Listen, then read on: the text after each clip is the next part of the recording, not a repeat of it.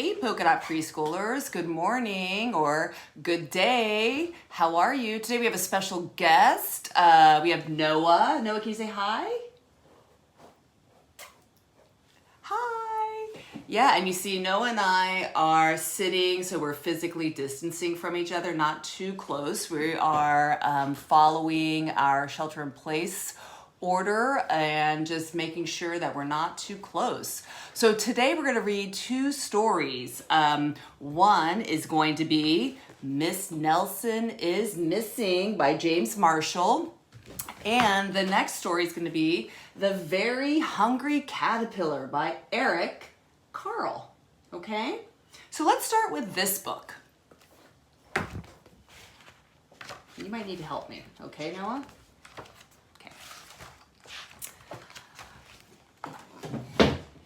In the light of the moon, a little egg lay on a leaf. One Sunday morning, the warm sun came up and pop!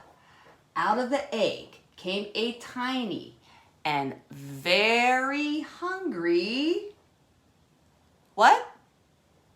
Caterpillar. He started to look for some food. On Monday, he ate through one apple, but he was still hungry. On Tuesday, he ate through two pears, but he was still hungry. On Wednesday, he ate through three plums, but he was still hungry. On Thursday, he ate through 4 strawberries, but he was still hungry. On Friday, he ate through 5 oranges, but he was still hungry. And on Saturday, he ate through 1 piece of chocolate cake, 1 ice cream cone, 1 pickle, 1 slice of Swiss cheese, 1 slice of salami, 1 lollipop, 1 piece of cherry pie, 1 sausage, 1 cupcake, and 1 slice of watermelon. And that night, he had a stomachache.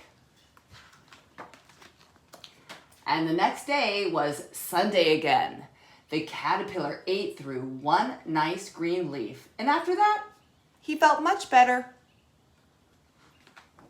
Now, he wasn't hungry anymore, and he wasn't a little caterpillar anymore. He was a big, fat caterpillar. And he built a small house called I know some of you know it. What is it called? Cocoon.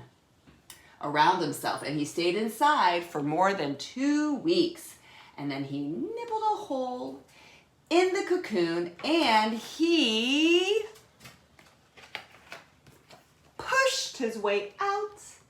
And he was a beautiful, what, Noah? Butterfly. And then we have a song that we like to sing. Butterfly, butterfly, fly, fly away. Butterfly, butterfly, fly, fly away. Fly, fly, fly, the butterfly. In the garden, she's flying high.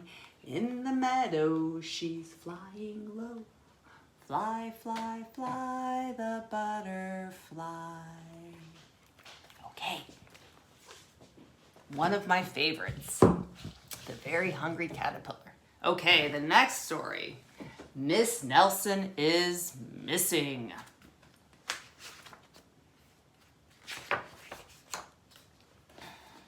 The kids in room 207 were misbehaving again. Spitballs stuck to the ceiling, paper planes whizzed through the air. They were the worst behaved class in the whole school. Now settle down, said Miss Nelson in a sweet voice, but the class would not settle down.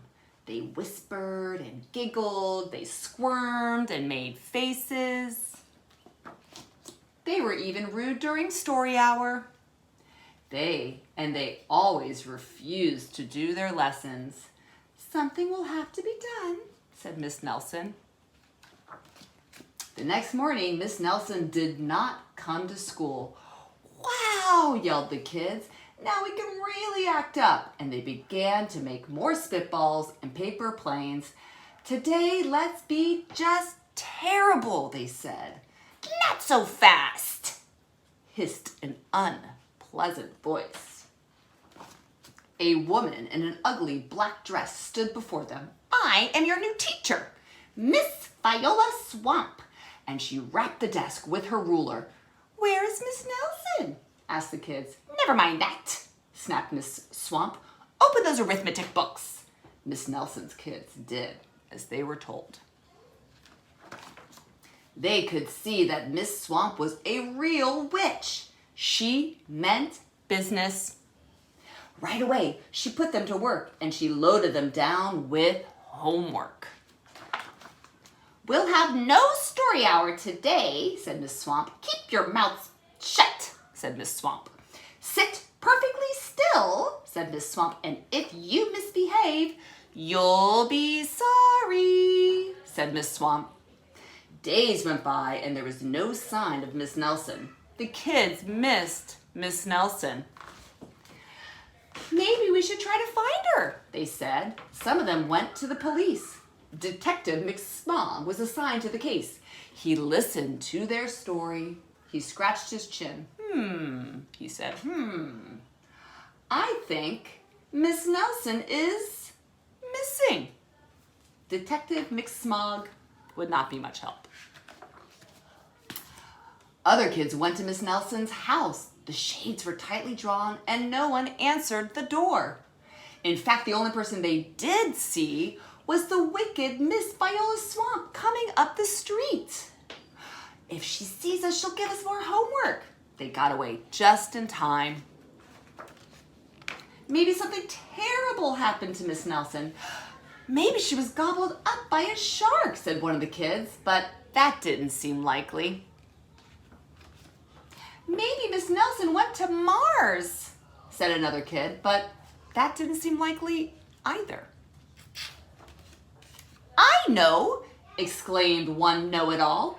"Maybe Miss Nelson's car was carried off by a swarm of angry butterflies." But that was the least likely of all. The kids in room 207 became very discouraged. It seemed that Miss Nelson was never coming back, and they would be stuck with Miss Viola Swamp forever. They heard footsteps in the hall. "Here comes the witch," they whispered. "Hello, children," someone said in a sweet voice. It was Miss Nelson. "Did you miss me?" she asked. "We certainly did," cried all the kids. "Where were you?" "That's my little secret," said Miss Nelson. "How about a story hour today?" "Oh, yes!" cried the kids. Miss Nelson noticed that during story hour, no one was rude or silly. "What brought about this lovely change?" she asked.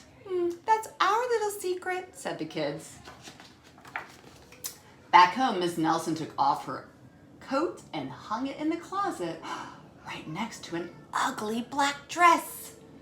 When it was time for bed, she sang a little song. "La la la la la, I'll never tell," she said to herself with a smile. P.S. Detective McSmog is working on a new case. He is now looking for Miss Viola Swamp. The end. Okay, so I miss you all very much, and until next time, bye.